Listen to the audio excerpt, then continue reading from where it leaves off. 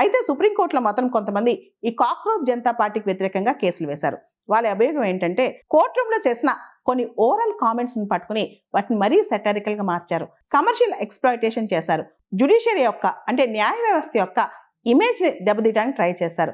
ముఖ్యంగా complete commercial exploitation కనిపిస్తుంది. అంతేకాదు కోర్ట్ రూమ్ అబ్జర్వేషన్స్ ని ఒక ట్రాక్షన్ గెయిన్ చేసుకోవడానికి, సోషల్ మీడియాలో ఒక పుల్ తెచ్చుకోవడానికి వాడారని చెప్పి కూడా అభియోగం వేశారు. ఇక్కడ కోర్టు మాత్రం ఇలాంటి కేసుల్లో వెంటనే అంత సెంటిమెంటల్గా ఆలోచించి అర్జెంటుగా నిర్ణయం తీసుకోవాల్సిన అవసరం లేదని చెప్పి కోర్టు ఈ కేసుని పక్కన పెట్టింది, పోస్ట్పోన్ చేసింది. అయితే ఇదంతా ఎందుకు జరుగుతుంది? Chief justice of India Suryakant గారు మే 15వ తారీఖున కోర్ట్ రూమ్ లో ఒక కేసుకు సంబంధించి మాట్లాడుతూ కొంతమంది యంగ్స్టర్స్ కాక్రోచెస్ లాగా, పారాసైట్స్ లాగా తయారయ్యారని చెప్పి ఆయన ఒక స్టేట్మెంట్ ఇచ్చారనమాట. దాన్ని బేస్ చేసుకుని చాలా మంది యువత ఆ స్టేట్మెంట్స్ మీద చాలా మీమ్స్, సెటైర్స్ చేశారు. అలా వచ్చిందే కాక్రోచ్ జనతా పార్టీ అన్నమాట.